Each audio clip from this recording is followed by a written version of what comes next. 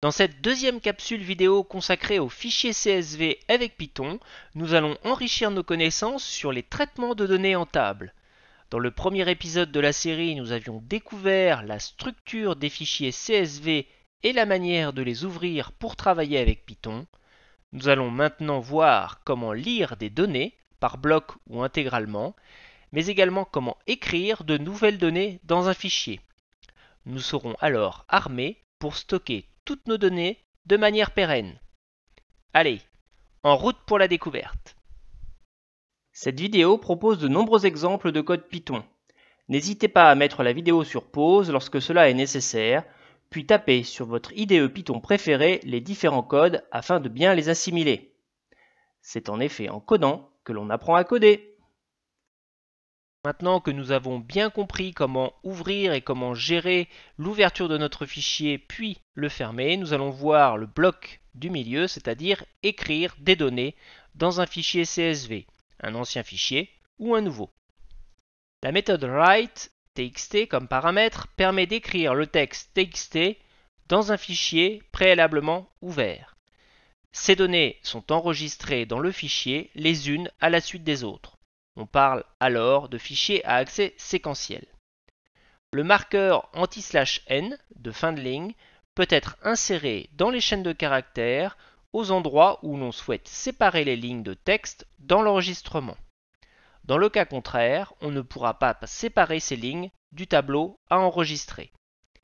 Pour un fichier CSV tel que nous l'avions vu dans le premier épisode consacré au fichier CSV, nous devons séparer les données de ligne grâce à ce marqueur. Appliquons tout de suite sur un premier exemple simple cette méthode write. Donc pour créer un fichier et ajouter des données, tout d'abord à la ligne 32, nous devons ouvrir le fichier mais cette fois-ci en mode écriture avec le paramètre W. Nous conserverons notre encodage UTF-8 pour ne pas avoir de problème avec les accents. Puis nous allons écrire deux lignes, la première ligne 35, une première ligne pour tester entre cotes, puis à la deuxième, à la ligne 36. Lorsque nous regardons le fichier tel qu'il a été enregistré, puis fermé avec le module Python, donc par exemple sous Notepad++, nous observons que ce que nous avions souhaité ne s'est pas réellement passé. Nous avons une seule ligne et non deux. En effet, la méthode try ne suppose pas qu'à la fin du write, il passe automatiquement comme paramètre un caractère de changement de ligne. Donc pour passer à la ligne, il est impératif avec Python d'ajouter le line feed avec le caractère d'échappement habituel anti/n. Nous l'utiliserons dans les prochains exemples. Deuxième exemple un peu plus évolué, nous allons ajouter des données dans un fichier existant.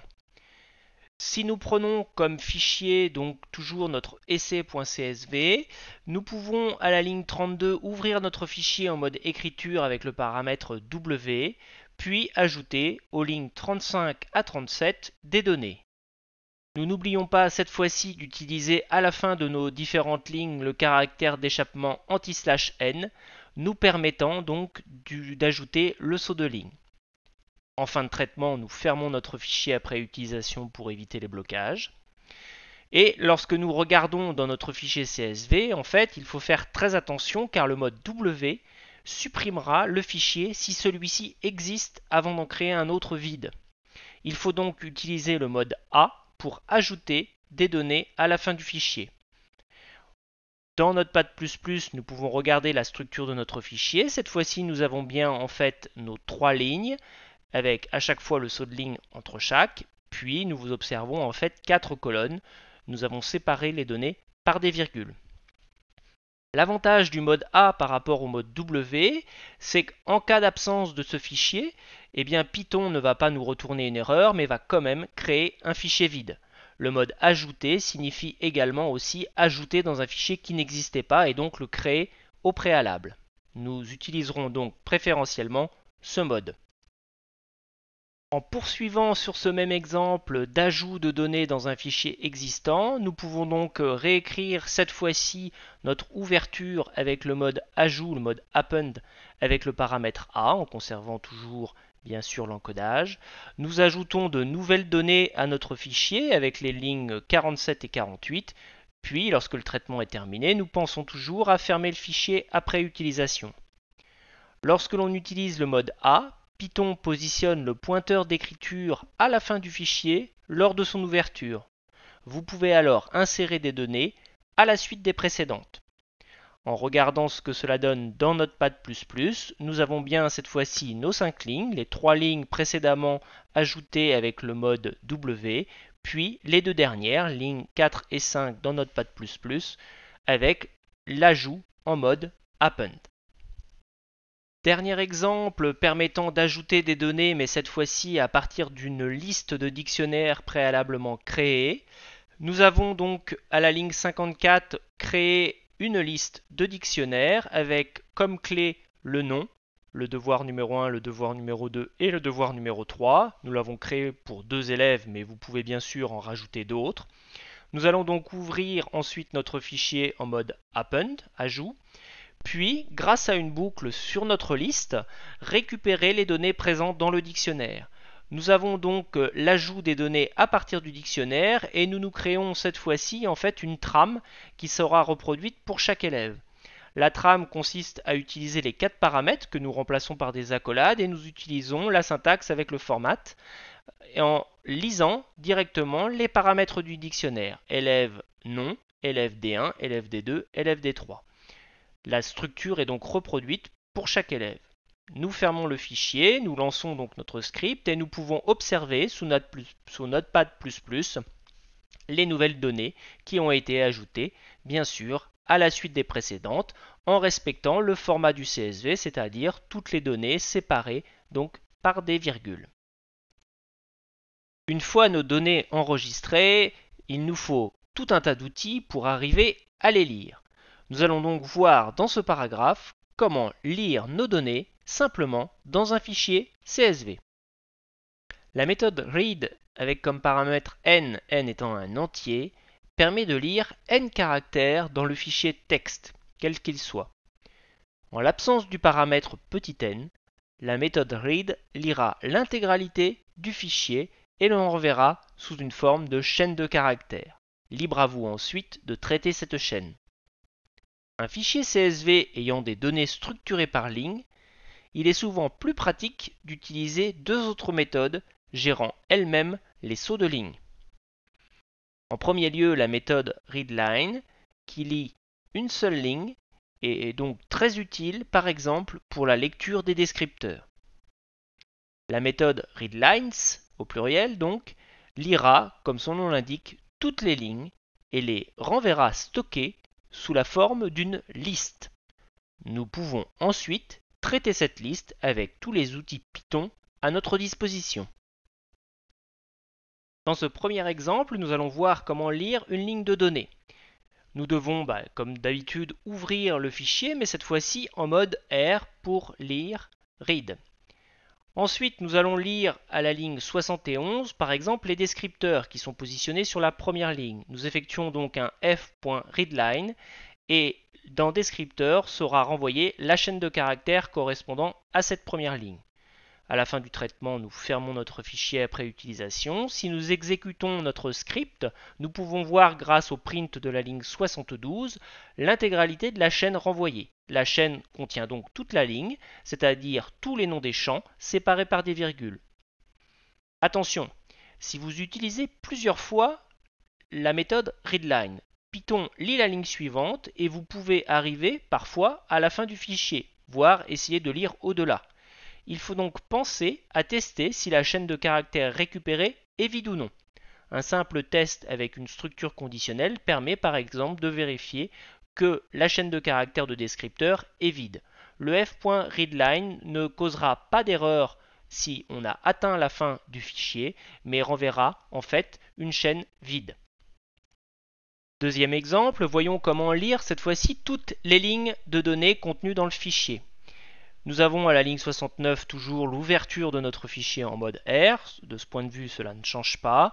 Nous gardons en fait notre programme précédent avec la lecture des descripteurs à la ligne 72. Nous lisons une ligne. Puis, À ce moment-là, lorsque nous avons effectué la méthode readLine, le pointeur de Python se situe à la fin de la première ligne, il a lu toute la première ligne et donc débutera dès que nous utiliserons une autre méthode, la lecture, à début de la deuxième ligne. Nous utilisons cette fois-ci à la ligne 76 données égale f.readlines, donc la lecture de toutes les autres lignes, et pour comprendre la façon dont il le stocke, nous effectuons un print. Après fermeture du fichier, nous pouvons donc exécuter notre programme sous Python. Dans la console Python, nous voyons bien apparaître la ligne des descripteurs qui correspondait au print de la ligne 73, puis ensuite un ensemble constitué d'une liste de chaînes de caractères. Vous voyez, les chaînes de caractères correspondent à toutes les lignes, y compris le caractère d'échappement anti/n de saut de ligne. Donc il faudra faire très attention lorsque nous traiterons ces données à en tenir compte. Les données sont évidemment séparées par des virgules dans la chaîne de caractères. La méthode readlines renvoie donc une liste de lignes qu'il convient ensuite de traiter afin de retirer les fins de ligne et séparer l'ensemble des données qui, elles, sont séparées historiquement dans le CSV par des virgules. Passons donc dans ce troisième exemple au traitement des lignes de données telles que nous les avions récupérées tout à l'heure avec notre méthode readlines, la lecture donc de toutes les lignes à la ligne 76 du code précédent. Nous insérons cette fois-ci une boucle for qui va permettre de traiter l'ensemble de la liste donnée et séparer ligne par ligne. À la ligne 80, nous allons récupérer les données d'un élève. Les données d'un élève et donc contiennent également le caractère anti/n. Nous allons l'éliminer en faisant ligne entre crochets 2.-1. Donc nous faisons du slicing en récupérant l'intégralité de la chaîne sauf le dernier caractère. Le caractère d'échappement ne compte que pour un seul caractère. Nous aurons donc à ce moment-là dans notre liste uniquement la chaîne de caractères sans le caractère de fin de ligne. Nous appliquons sur cette chaîne de caractères ligne entre crochets 2.-1 la méthode split qui permet en fait de fractionner une chaîne de caractères en une liste avec comme séparateur le caractère passé en paramètre. Ici, puisque nous avons un CSV séparé par des virgules, nous prenons donc ce caractère comme étant séparateur des données. Et dans élève, nous allons afficher ensuite élève à la ligne 81. Nous pourrons afficher les données de l'élève. Vous voyez dans votre console Python s'afficher en fait l'intégralité des données.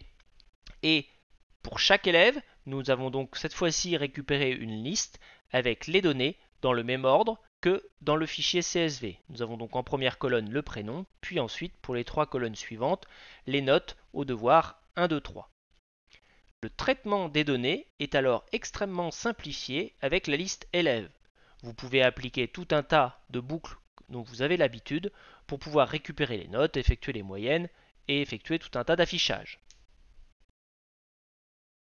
Dernier exemple de lecture, comment lire toutes les lignes de données et les traiter. Nous allons ici les traiter avec un dictionnaire, une liste de dictionnaires pour être précis. Donc à la ligne 87, nous allons en fait créer une liste vide qui nous permettra de stocker les données dans une liste de dictionnaires. Nous allons utiliser cette fois-ci le mot-clé with pour utiliser l'ouverture de notre fichier. Nous n'aurons donc pas besoin de faire un close derrière. Donc toujours pareil en mode lecture avec donc un encodage UTF-8 et nous attribuons le nom f à notre ouverture de fichier, à notre objet de fichier. Nous allons tout d'abord à la ligne 90 lire le descripteur avec un f.readline. Après la lecture, nous allons transformer ces descripteurs en une liste. Même chose que tout à l'heure, pour transformer cette ligne, nous retirons le caractère en fait de fin de ligne avec le slicing entre crochets 2.-1 et nous appliquons la méthode split qui permettra de séparer les descripteurs qui eux sont également séparés par des virgules. Nous avons donc à la ligne 92 notre liste de descripteurs qui est stockée. Nous allons l'utiliser donc pour prendre les clés de notre futur dictionnaire. Ligne 94, nous lisons intégralement toutes les autres lignes et nous la mettons en liste avec une nouvelle méthode. Donc nous appliquons le f.read pour lire l'intégralité du fichier qui restait à lire. Et cette fois-ci, nous appliquons sur cette chaîne unique un split line qui nous permettra en fait de séparer, qui correspond presque au split de tout à l'heure, mais cette fois-ci avec le caractère d'échappement anti/n.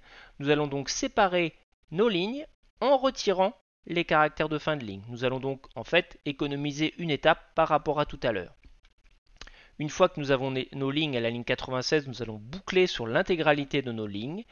Puis, nous allons séparer l'intégralité des données, les champs, en fait, grâce toujours à ling.split, la méthode split qui va nous séparer nos données avec des virgules. Nous créons un dictionnaire temporaire qui nous permettra en fait de stocker un élève. Et cet élève, grâce en fait à la boucle à la ligne 101, nous allons mettre en dictionnaire l'enregistrement d'une ligne. Nous allons boucler sur l'ensemble de nos descripteurs et utiliser à la ligne 102 comme clé le nom du descripteur correspondant et mettre la donnée qui va bien pour l'élève en question. À la ligne 104, il ne nous reste plus qu'à ajouter à notre liste de dictionnaires ce nouveau dictionnaire correspondant à un élève. Voyons ce que cela donne dans notre console Python. Nous avons en fait directement une structure qui se reproduit pour chaque élève. La clé prénom nous donne le prénom de l'élève, la clé devoir 1 nous donne la note au devoir 1, la clé devoir 2, la note au devoir 2, etc., etc. Vous pouvez ainsi, grâce à un dictionnaire, gérer très simplement toutes vos données issues des fichiers CSV. C'est à vous! Vous venez de découvrir les principaux éléments nécessaires à la gestion des fichiers CSV avec Python, de l'ouverture à la lecture, de l'écriture à la fermeture. Vous pouvez maintenant reprendre les exemples présentés dans cette capsule pour les adapter à vos projets. En particulier, je vous encourage à coder l'intégralité des exemples afin de bien les assimiler. Pour aller plus loin, je vous invite à consulter ces liens qui vous permettront de comprendre encore un peu plus les subtilités de la gestion des fichiers texte et plus particulièrement CSV avec Python. Par ailleurs, je vous encourage à découvrir la bibliothèque Panda d'importation des fichiers CSV, qui vous permet de gérer facilement une multitude de données en important ces données via des fichiers CSV, texte ou autres. Bon courage!